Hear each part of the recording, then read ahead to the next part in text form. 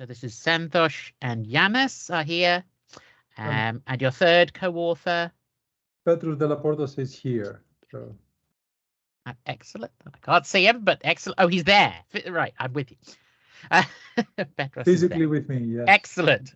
I get confused about people being physically in the actual place these days. You expect a little circle. So Santosh has said that he's happy to take questions during his presentation. It would probably be helpful if Santosh, can you see when I raise my hand with the reactions hand raise there? It might be helpful if you want to ask a question, just raise your hand during the presentation and you can, he'll come to you when he has an appropriate stopping moment. Otherwise, thanks ever so much for coming to talk to us, and I'll let you carry on. Thank you, Jotham. And before I start, also thanks to the RSS and the support staff for giving us this opportunity to present our work. So I'm just sharing my screen right now. It's good to me. I can see it. Great. Okay. So before I start, I also just wanted to mention that most of this work was done during the time of my PhD at Warwick, where I was supervised by Professors Yanis Kosmaidis and Petros de la Portas, who are both here with us as well. So let's get started. So all three of us were quite passionate about sports and specifically football. And when we came across this data set of event sequences in football, we were all quite excited to see what kind of statistical analyses we could do on this data set. So what exactly do we have in this data set? So we have sequences of touchball events, where a touchball event is one where a player has acted on the ball by touching it with some part of their body. So for each event, we have a number of different attributes, as you can see in this data snapshot. So we have the time of occurrence, we have the team and player information, we have the type of event occurrence along with the outcome, as well as the locations in XY coordinates. So we have data for the, I can hear some chat sounds, so I'm not sure if there are any questions, but in any case, so we have data from the English Premier League for the whole 2013-14 season. So in total, we have over 500,000 total events recorded. And here we are looking at the different types of events. So in total, we have 22 different event types. And something that immediately stood out when we were looking at these event frequencies was that passes were by far the most commonly observed event type. So this made us feel in a way that football is really a game of keeping possession of the ball by completing passes more than anything else. So there was a significant amount of effort that went into preparing this data set for modeling. So this involved initial cleaning steps such as removing events without associated location data or events that came in duplicates. So for example, a foul event would be recorded for both the team that would receive the foul as well as the team that committed the foul event, for example. And we only retained the event corresponding to the one that was associated with the team that received the foul event, for example. And secondly, another challenging data cleaning step was associated to making sure that the events were recorded in the correct order, where you had like not impossible scenarios in the data. So for example, let's say a goal event is recorded, which is immediately followed in the next 1 or 2 seconds by a pass event by the same team that scored the goal. So this indeed is an example of an impossible sequence where clearly there has been a a misordering of the events. So in similar such cases, we have certain rules in place to ensure that these orders are fixed. And also in another challenging case where, because we have times up to a second level, so we have discrete times here, and there are a few situations where there are multiple events happening simultaneously with the same timestamp. So in those cases, we had to ensure that those simultaneous events were actually ordered in a plausible way. So once we completed the data cleaning, there was still some more preparation that we had to do with respect to grouping the different event types and outcomes into composite events.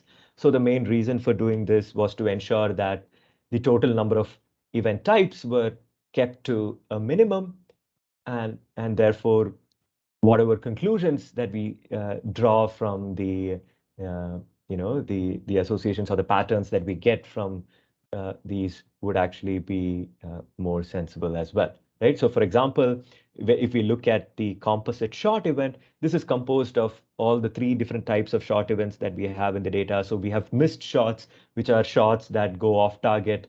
We have saved shots and shots on post, which are self-descriptive in itself. So in these composite events, we just group them as into all of these 15 different categories that we see on the screen. And then finally, we also prefix a home or away label to each of these event types to distinguish between the events of the two different teams playing each game. Okay, so when we started reviewing the recent efforts into analyzing such event sequences, specifically with respect to football, we saw that most of the work fell into two general categories. The first of which is an area of exploring, a network-based analysis of player interactions. The key idea here is to have each individual player as nodes of a network and the edges between them being proportional to the number of passes between those pairs of players. So this kind of an approach can help quantifying a team's playing style, as well as the importance of each individual player within a team. So an interesting insight that people have kind of figured out from this kind of an analysis is that teams that rely heavily on a few number of players, on a small number of players, tended to perform relatively worse compared to a more balanced performing team. Another interesting research area relying on event sequences from football is with regard to quantifying the value of player actions. So here the idea is that using these event sequences, game states are derived at each time point. So game states are derived based on contextual features like the current score of the game, the amount of time remaining till the end of the game, and the recent history of events, right? So maybe, for example, which team has had majority of the possession of the ball in the last, let's say, a few minutes and so on, right? And once these game states are derived, these game state variables are used to train a classification model that basically predicts what is the probability of observing a goal given this current game state in the next, let's say, 5 minutes or maybe 2 minutes or something like that. Now, once such a classifier is trained, the value of each player action can be calculated by how these predicted goal probabilities change before and after each action. So this is indeed a very nice idea to implement and value player actions. But a couple of key things to kind of note here is that there's a lot of effort that goes into the feature engineering involved in deriving these game states, and in many cases the number of let's say features that that define each game state are into the hundreds, right? And in addition to that, the black box classifiers that are used to predict the goal probabilities end up providing very little insight into the dynamics of the game.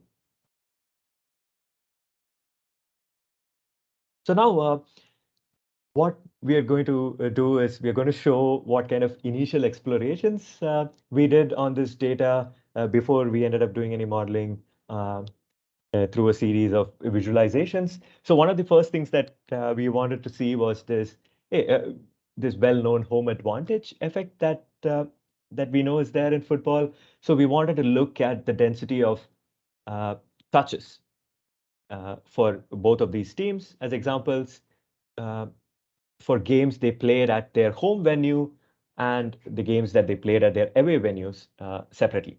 So in all these images, the team is attacking to the right of the playing field. So they attack from left to right in all of these images.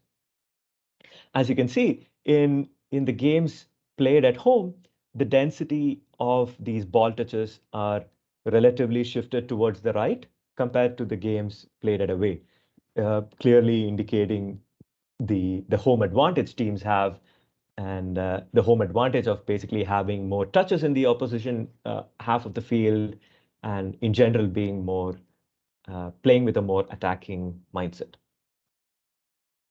Similarly, we also try to look at the visualize the differences between all the attempted shots on goal versus those that actually resulted in goal. So a couple of things that we immediately saw from this is that the vast majority of shots that are attempted from a longer range, especially outside the box, rarely, it did not result in goals. Another kind of an interesting artifact of this visualization is that we see a very high density location where a number of goals have been scored from. And as many of you may have guessed, these are indeed the goals that were scored as penalty kicks. And then finally, one of the things that we ignored in these first couple of visualizations was the time dimension in these event sequences. And indeed, it is the time dimension that really makes this data set, I would say, as the most interesting aspect of this data. And something we particularly were quite interested in. And here we are trying to visualize the time dimension here by tracing the sequence of events that led to the goal of the season of the 2013-14 season, which was scored by Jack Wilshere for Arsenal. And for those with really good memory, might actually remember this really nice sequence of almost one-touch passes, mostly that led to this nice finish. So anyway, so what's the main reason for showing this? So it kind of stands out here. It's almost like this data is crying out for being modeled as a spatio-temporal process. So that's exactly what we are going to do with this data. And let me talk about how we do that. Okay, so while we try to model these event sequences, we started off by setting out a number of aims that we wanted to achieve while we model these sequences. So the first one of them was we wanted to capture a number of game characteristics by incorporating them as covariates into our models. For example, we wanted to capture, like I mentioned about the home advantage, we wanted to capture this advantage or the difference in performance teams had when they played matches at home compared to away. And we also wanted to capture event-specific team abilities and relative abilities of teams specific to each event. For example, how good was a team in able to convert one successful pass to another, for example, or convert a pass to a goal in the attacking third, and so on. So these were kind of latent game characteristics we wanted to do. And then the second thing that we wanted to also accomplish was with respect to understanding the triggering structure of events. So, for example, when a new event occurs, we wanted to understand what was the relative contribution of the past occurrences into the triggering of this new event, or was this indeed really triggered by an unobserved background process, right? So we wanted to get a probabilistic assessment of these triggering structures. And then, of course, finally, we also wanted to get probabilistic predictions for event occurrences in the future so that we can answer questions like, what is the probability that this home team is going to score a goal in, say, the next X minutes? So, like I mentioned, we are going to be relying on the theory of point processes to model these event sequences. And really, the most trivial point process that we can think of is the homogeneous Poisson process, which has a constant intensity. So it is defined by these two equations, which basically just say that the probability of observing an event in a really small interval is proportional to the width of the small interval, as well as the second equation that says that the probability of observing more than one event in a really small interval is nearly zero.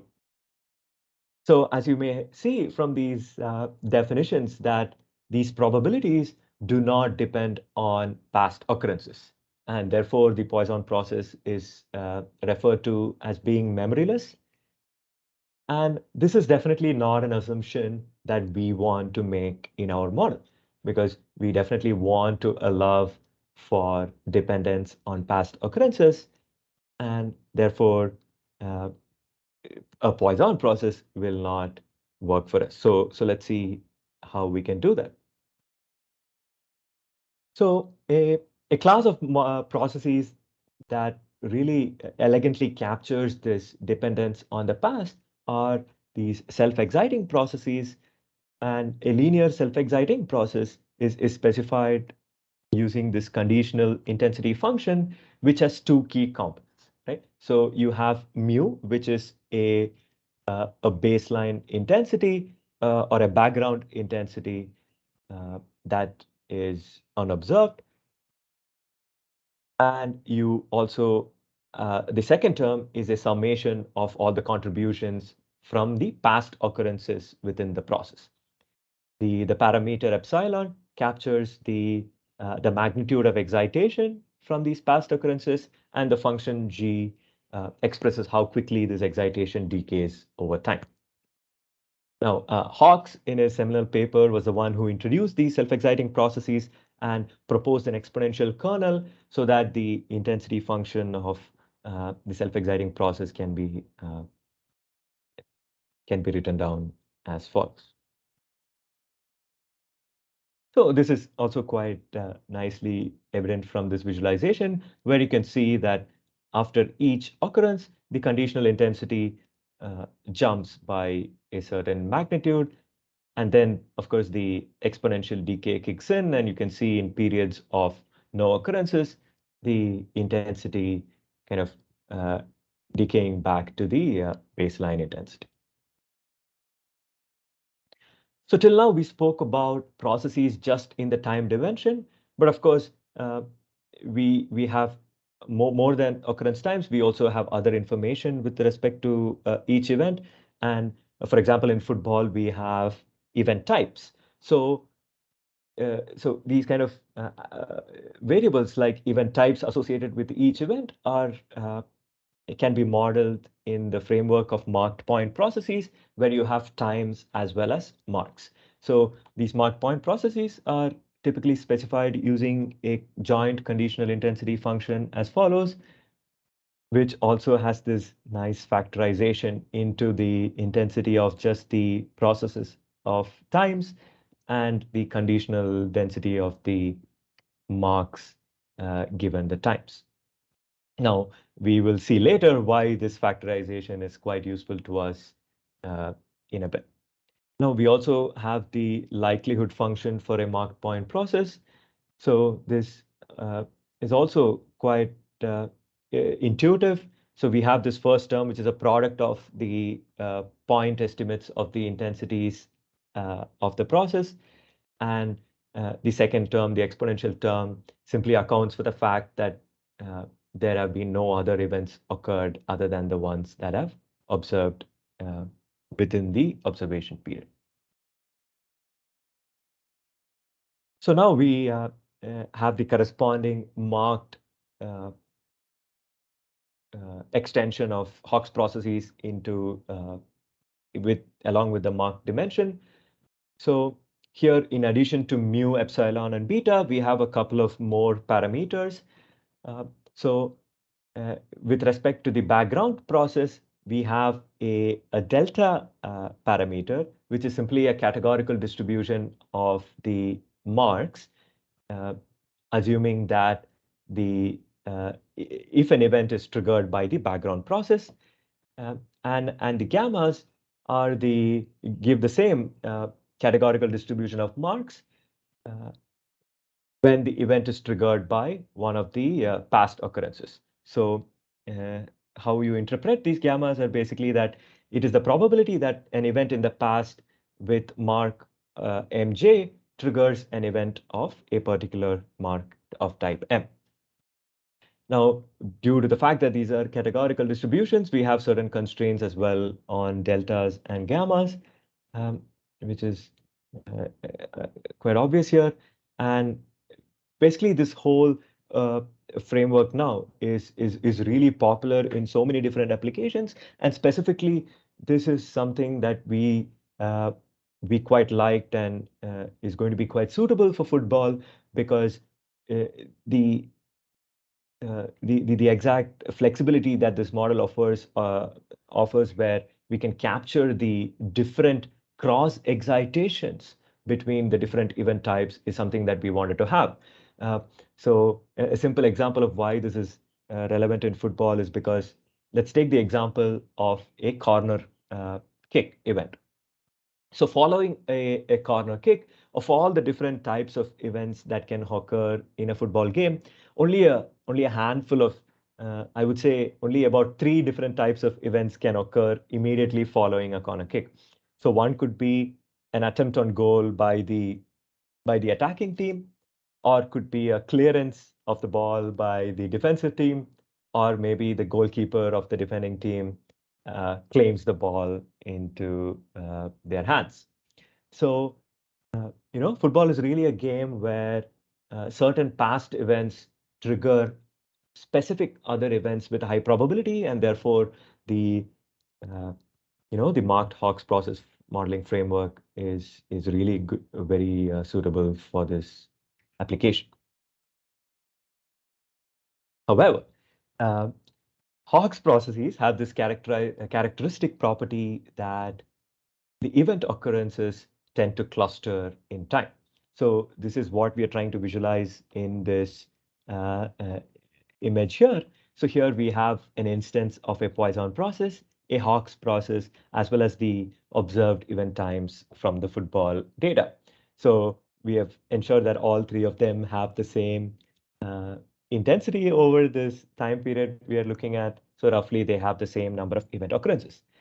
But we see that, even though the number of occurrences might be the same, the pattern of the occurrences are indeed quite different. And specifically, we see that the occurrences in football are indeed quite regular in nature, even as compared to a Poisson process, and definitely quite different from, so they don't really have any clustering in them. So therefore, a Hawk's process would not be a good fit for the event occurrences in football.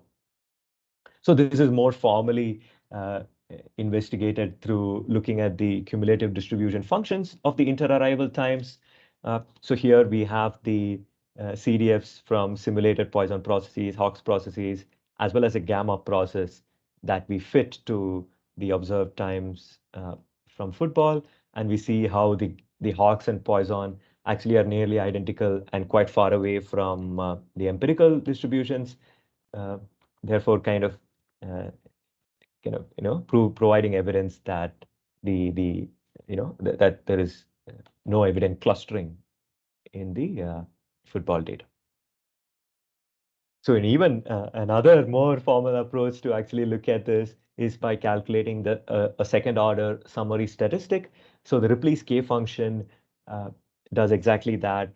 So what it does is it basically calculates how what level of dispersion exists in the event occurrences. Is it more clustered as compared to a Poisson process or less dispersed? So indeed, what we see that the observed times have a K function lesser than a Poisson process, again providing even more conclusive evidence that a model that that has clustering of event times would not be a good fit for this data. So therefore, we need to kind of revisit our idea to use marked Hawkes processes. So even though we like the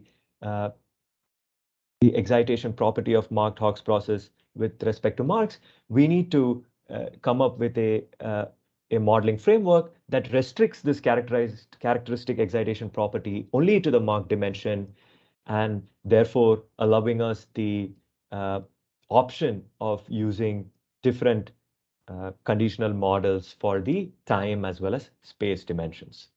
So this is kind of the core methodological challenge that we tried to solve in this work, which we will cover in more detail during the discussion meeting. So now just to revisit the aims that I spoke about earlier. So we wanted to capture team specific characteristics, so team abilities with respect to certain events, as well as relative team performance over home and away games. We also wanted to capture the triggering structure of events and get probabilistic contributions of these triggering structures. We also wanted to get probabilistic predictions of future event occurrences as well. So now I'm going to run you through some of the results that we have got from our work that exactly answers most all of the aims that we started out with. So one of the key takeaways from this model is that we can obtain relative team rankings. So team rankings directly from the estimated model parameters. So these are event-specific model parameters that basically correspond to the relative team abilities with respect to that particular event. So for example, a team ability with respect to a pass event basically is the ability of that particular team to generate more of those events. How good are they in converting a previously occurred pass, and converting that into another pass. So similarly, a goal ability would be how good is a team in converting a previously occurred pass event into a goal event. So it's all about event conversions from previous occurrences to future occurrences. And what we saw, quite an interesting thing is that when we sorted the team abilities according to the team's ability to convert passes, we saw that it had a really nice agreement with the final league position at the end of the season. So despite training the models on just the first 20 games of the season, a season has exactly 380 matches. And despite training on just 20 games, we were able to get a reasonable predictor of the final league position by using the passing ability. So that was quite interesting. Secondly, we also were able to capture the home advantage effects. So here we are looking at the conversion abilities of a particular team across their home and away games. So for example, this 0.8 value is the probability with which, in this case, Manchester United converts one successful pass to another successful pass when playing at home. Whereas, as you can see, this corresponding probability when Manchester United plays their games away from home drops down to 0.68. So this clear difference is a evidence for the home advantage effect. So this is seen across a number of different event types, as you can see, that are highlighted in this matrix. So we can also see this effect across all of the different teams. So here what we're looking at is the log of the odds ratio for the home versus away ability of a team to convert a previously occurred win event or a successful pass event to another successful pass. And what we see is that almost all the teams have this log odds greater than 0, indicating that they perform better when playing at home. And then finally, here we also are validating the predictive capabilities of this model. So on the left, what we have done is that for each, so we trained on the first 20 games in the data, and then we are validating on the subsequent 20 games. So game number 21 to 40 by using that as a test set. So on the left, what we're showing is that we're taking one of the games from the test set. So for each game in the test set, we split them into intervals of 30 seconds.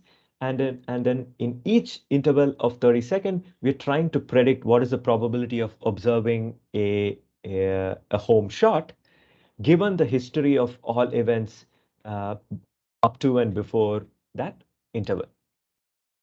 So as you can see here, the model predictions are given in red, and we also use a 10th order moving average model as a baseline for this model prediction.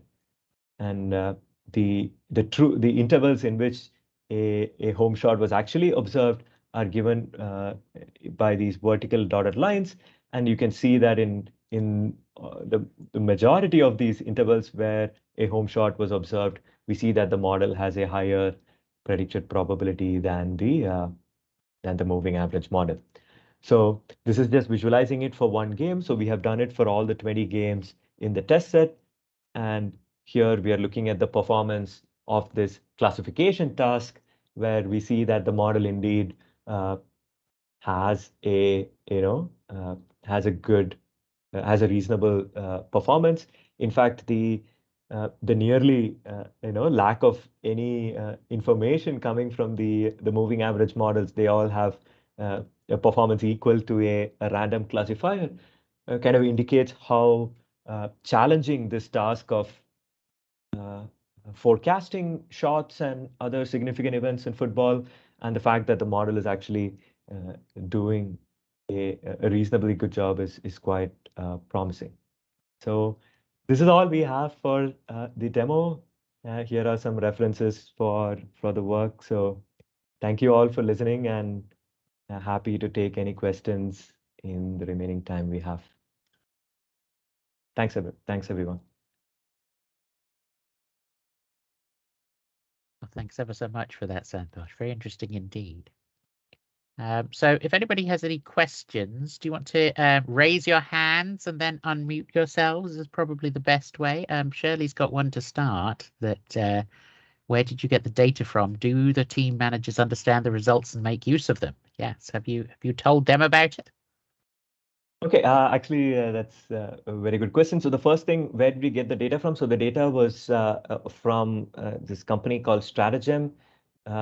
We have data, so they gave it to us for research purposes. We are not able to share this data publicly, but there are other publicly available data sets that are quite similar to this, where our methods can be readily applied to these data sets to get similar inferences.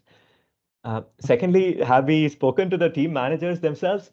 No, we haven't. The closest we have come to this is a presentation that I have given when this work was still in an intermediate phase at a at a conference conducted by StatsPerform.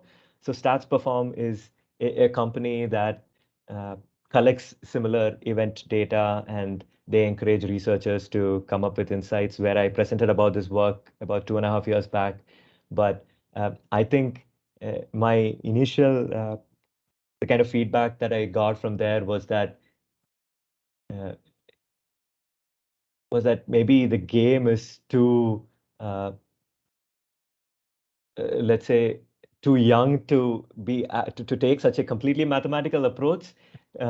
It was most of the other work that was presented in these conferences almost always came from trying to validate our human, intuitions, rather than trying to challenge them or change them using mathematical models. So I would say we need some more time and maybe a different kind of an approach to get the message to the team managers. Got you. Thanks for the question there, Shirley. Anybody else have any further questions they would like to ask? Oh, go ahead, Ben. Thanks, Santosh. That was really brilliant presentation. I was just thinking, are you sort of effectively modeling the teams independently when they play? So there's one process for the home team and one process for the away team, and they've both got a sort of gamma matrix. Is that right? That depends just on them, not their opponent. Actually, that is not the case. So, Okay. so in a game, we have events of both the home and away teams, and we do model them together. And in fact, that is the reason why we have the home and away prefixes to the different event types, so that we wanted to differentiate between those two events. So in the table that I shared earlier, those are. Let me try to bring that up back again, because we have a lot of time. So just a second.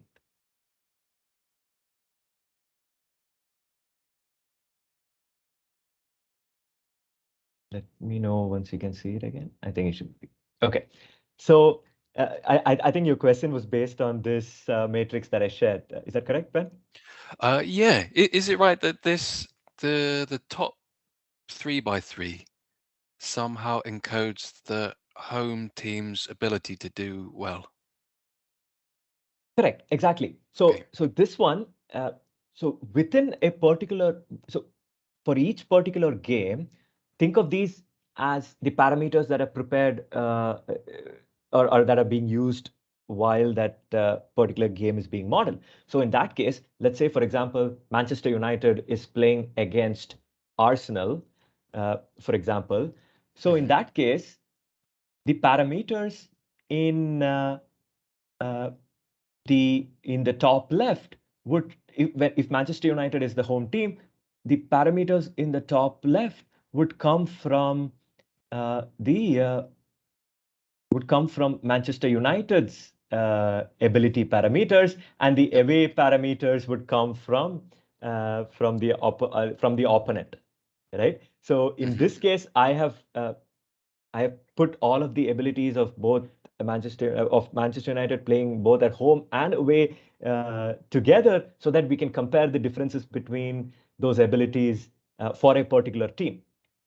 But when we are modeling the event sequences of a particular game, you would have the parameters corresponding to that team within this matrix. So it would be the parameters coming from two different teams that would make up this matrix when we are looking at any particular game.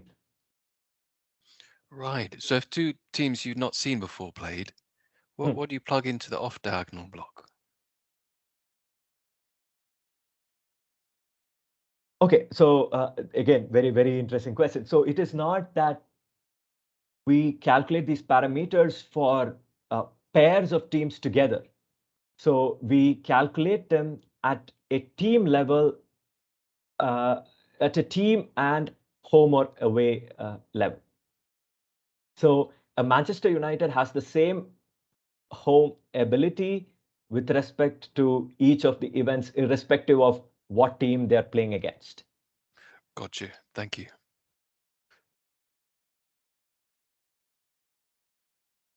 Thank you. Very No, but that's interesting. that's a definitely a very good question, and I just wanted to say that it might be more useful to get a full understanding of how these how the model itself is constructed and the parameters are by going through the paper.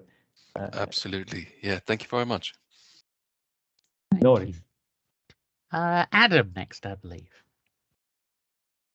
Thanks for the presentation, Santosh. I guess just a comment building on the last question, I guess what's missing then is like an interaction term, but like you mentioned Man United and Arsenal, so you've got the parameters based of their overall home and away performance, but there could be a specific interaction where a team struggles with another team. So there's a modeling, there could be some extra predictive ability in modeling just the pairwise if you had a lot of data for a specific rivalry, for example, if they play regularly. That was just a comment, but yeah, did you want to respond to that, or shall I ask my question? No, absolutely. I mean, I completely agree. That is not something we are doing right now. And another thing that came to my mind when you spoke about that is that I think you would need multiple seasons worth of data to kind of track these rivalries between pairs of teams. So maybe that is a much more larger scale challenge to do, but definitely interesting. Cool. Yeah. So my question was going back actually to Shirley's about, okay, so you got the data from a company, but what technology are they using? Like some of it's, is it just sort of, is there a labor intensive sort of human pass player A to player B, but also you showed some heat maps. So I guess there's some kind of like GPS or radar or some kind of technology, some kind of automated recording of player positions happening. Yeah, very, I think, good point as well. So it's actually manual. So what they do is they have a team of 3 data acquisition people. So there's one person tracking the events of team A and the team B, and then there's a third person who's kind of putting together these events in a sequence that and verifying them, right? So what these players do is that they have their own, I guess, custom built software. So they have to click the location inside their software that corresponds to where that event happened. So it is manual. There is no automatic image processing going on. And they also record all the other information, which player did it, of which team, and what type of event and what outcome. So literally on every second, they're recording all of these information with respect to each event. And it's quite a highly skilled, so I've seen that happening in a video. So it's quite fascinating, but basically, yeah, it's all done manually. Oh, thank you. Thanks, Adam. No, that sounds like a very, very difficult process indeed to have to do for quite so many matches. Excellent. Yanis. Yeah, just to complement what Santosh said. So if you want to take a look at the typical data structure that comes out from such an annotation, in the supplementary materials of the paper, we have a GitHub repository link where we link a publicly available data set of this kind by StatsBomb on the Women's Football League. So you can definitely take a look there if you want to see how the data is structured and what information is recorded typically. That's excellent. That would be very helpful to see. It's always good to get a handle on these things by seeing some actual data, I think, so you can sort of see how it comes in. And...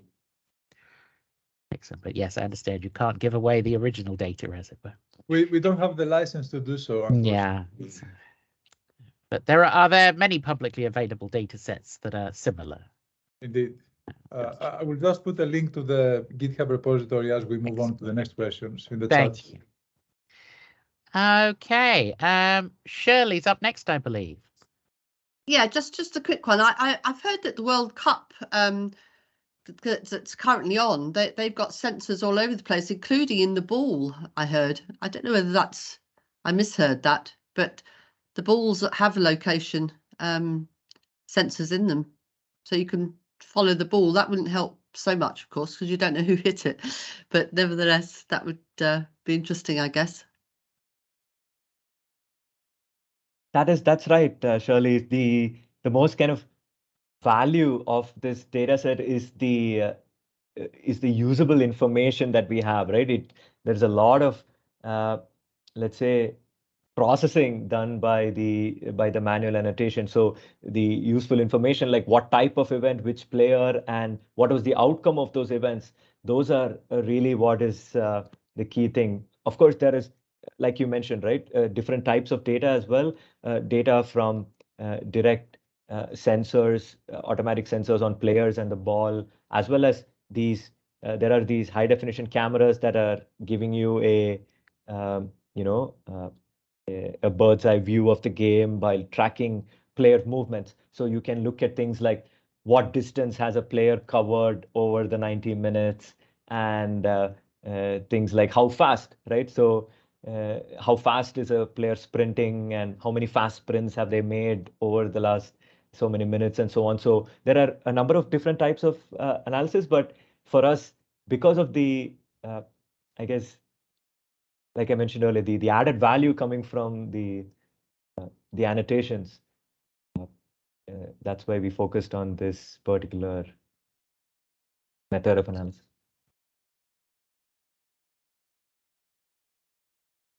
Brilliant, brilliant. No, it's very interesting quite how much data you could get out of things. I suppose that, 50 years ago, there's no way you could have collected so much data. I mean, people could still have manually annotated, but even the quality of video recordings and things was far less, and you can get a lot more out of things these days.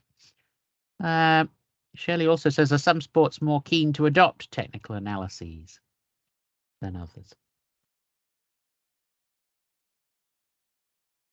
I haven't thought so much about this, but generally, I feel like it's more than certain sports. I feel like certain countries. I feel like in the US, there has been a lot more openness to exploit, statistical expertise to come up with more intelligent decision making, but not so much in Europe or the rest of the world. But I'm sure it's only going to be a matter of time. Do you want to add something on this, Yanis or Petros? Yanis has a lot of experience in looking at not just football, but other sports as well. So maybe he has a other perspective. Yeah, I mean, the technology readiness of sports is definitely a varying thing, right? So depending on the sport, you get a different technology readiness of the key stakeholders. So I really think is the question regarding sport and technology readiness is how open are the key stakeholders in each sport to adopt new technologies and new methods. So, for example, in sports like basketball, things are quite mature. So, I mean, I think NBA is leading the way into this, where analytics and data extraction is happening for, automated data extraction is happening for the last 30 years at least, and it's quite mature now. With football, it's also mature. In the last 10 years, we've seen advances with cameras, like Shirley mentioned, there's kind of tracking all over the place. Even football players now have trackers on their backs for some teams. However, there is kind of a barrier between like knowledge extracted from this data and using this knowledge for strategic reasons.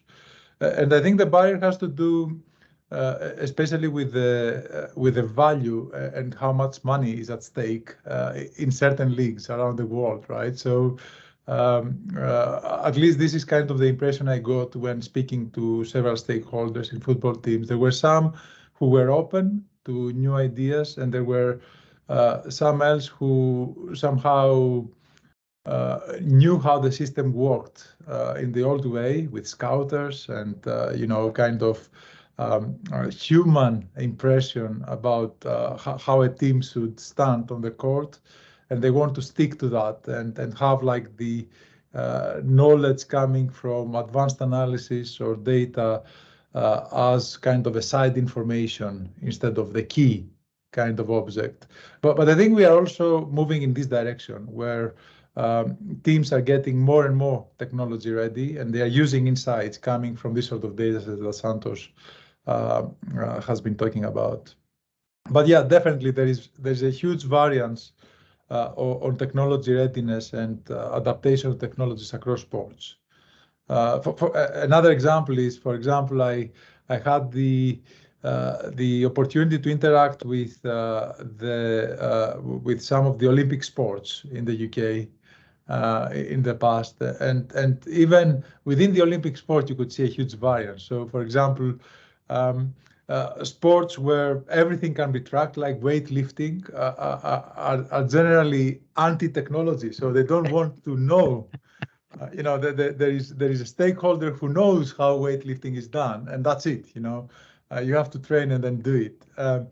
But things are improving, I think, in this direction. So there will be a lot of room for statistics to contribute into this process, and I think we should be proactive in that. Bev asks if it doesn't depend on how much funding they have available. Are we going to see some curling brooms, for example, with integrated tracking sensors fairly soon? Maybe not, but perhaps it's the next big sport. Any further questions from anyone?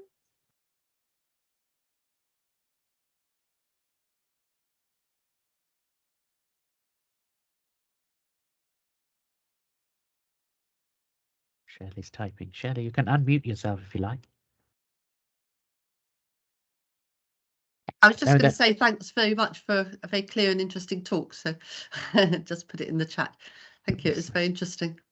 Very, very interesting indeed, and a good range of discussion at the end there, and a nice level where I could follow what was going on. I always like that. That's what these demos are good for, I think. Brilliant. All right. Well, we've got a short break before the main event, as it were. Of course, this will be on YouTube. I forgot to say that at the beginning. I have been reminded. So thank you ever so much.